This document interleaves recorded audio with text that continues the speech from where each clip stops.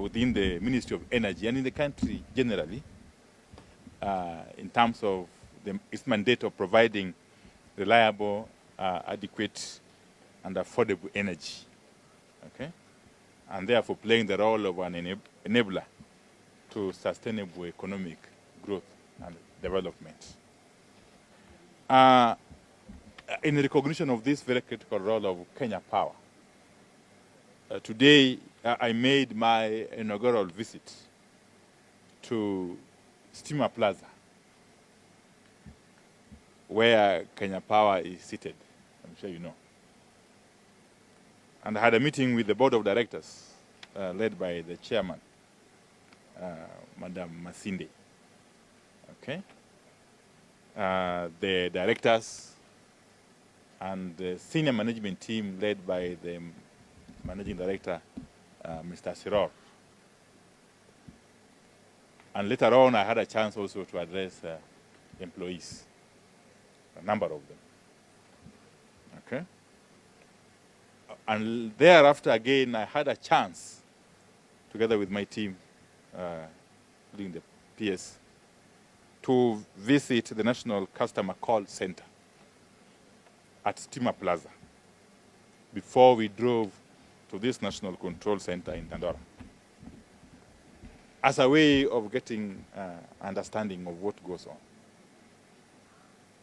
The board of directors and management, of course, appraised me on the Kenya Power and Lighting Company's 5-year strategic plan, complete with its current level of implementation. This was meant to help me appreciate the company's work and its alignment of strategies, policies, projects, and programs in support of various national, county, and sectoral strategies, policies, and programs. Now, the engagement also delved on the various challenges experienced, which are normal, I'm sure you know, which are experienced by the institution, and legislative, policy, and operational initiatives that have been put in place or over which they are seeking support from other government agencies and departments to enable it to address them in a manner that resonates well with the aspirations and expectations of various stakeholders, and especially the consumers of Kenya Power product, which is electricity. As the interface between the ministry and the energy sector generally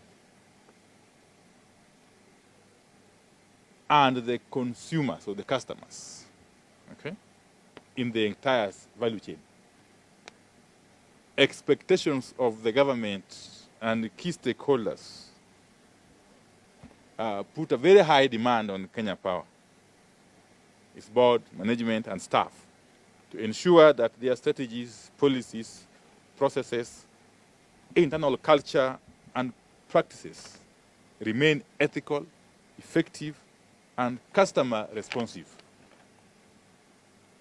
in a manner geared towards meeting and if possible, exceeding these stakeholders' expectations.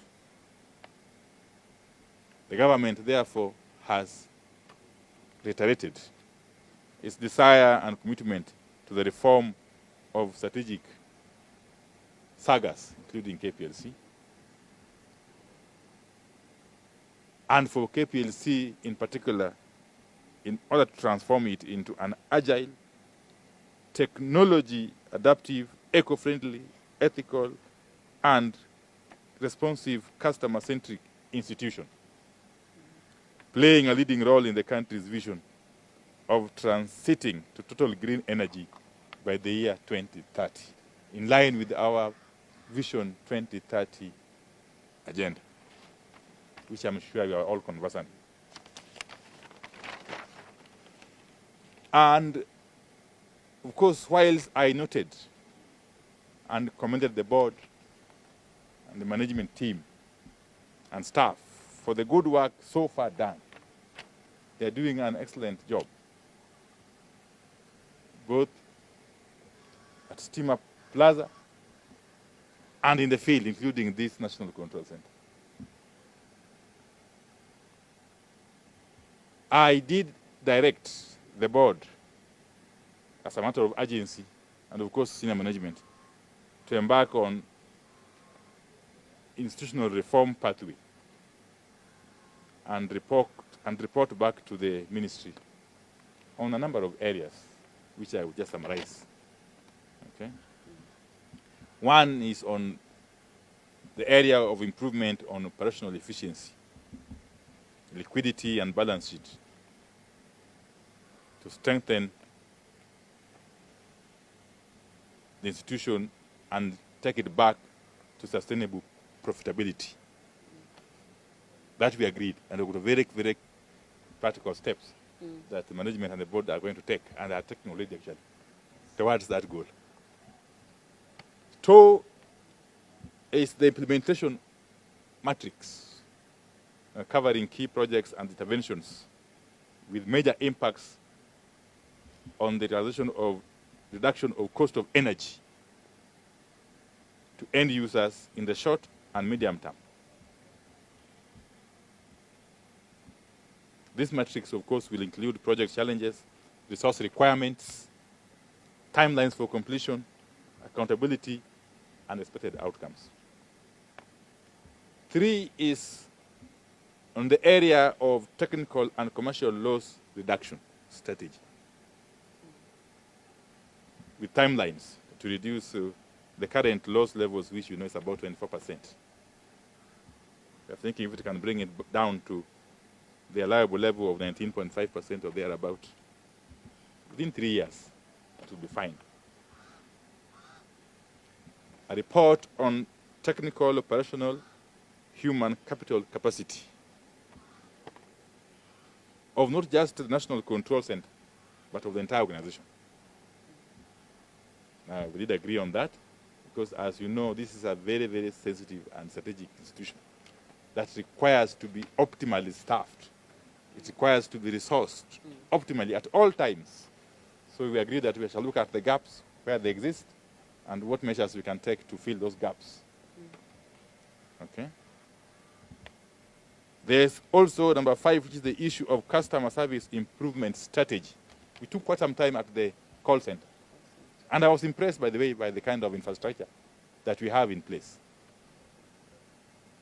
I'm sure a number of you are aware of the Kenya Power Lighting call number, star 977 hash. Star 977 hash.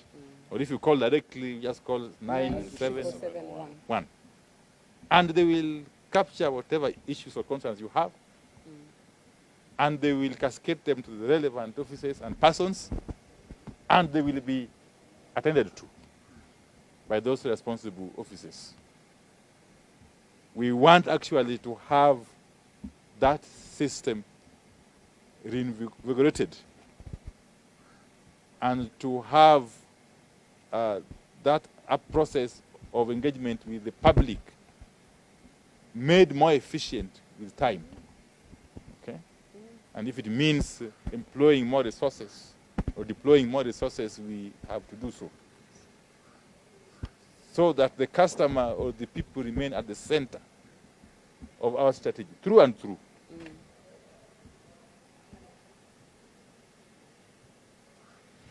And number 6, it was the issue of supply chain and logistics strategy that would address the supply of critical materials and equipment at every stage. And I'm here referring to equipment and materials such as transformers, electricity poles, electricity meters, and so on and so forth. Cables and what have you. So that at every instance, the supply and stocks of this equipment and materials meet the demand. Meet the demand. with a possible reserve. Okay? I have addressed the issue of the human capital. I don't want to reiterate it or belabor the point. And of course, there are areas where we agreed that the Kenya Power will continue to engage with sister companies such as THEREPORTERKE, especially on the area of shading off some of the transmission functions and infrastructure to THEREPORTERKE. Okay? So, all in all, we had a very, very, very fruitful engagement, right from Steamer Plaza, the call center, customer call center, and now the National Control Center here in the north. And I am confident that these measures that we've agreed upon with the board and management of Kenya Power, if implemented to the fullest possible extent, will have a very, very positive impact in terms of the capacity of the institution to deliver on its mandate, to execute its mandate for the benefit of the people. But going forward, we'll be seeing more and more focus on the customer. In other words, Kenya Power has committed to enhance its communication processes so that at every one instance, there is that communication between the company and its end users, for the customers. And there's a mechanism for harvesting feedback and acting on the same in a timely manner. Thank you.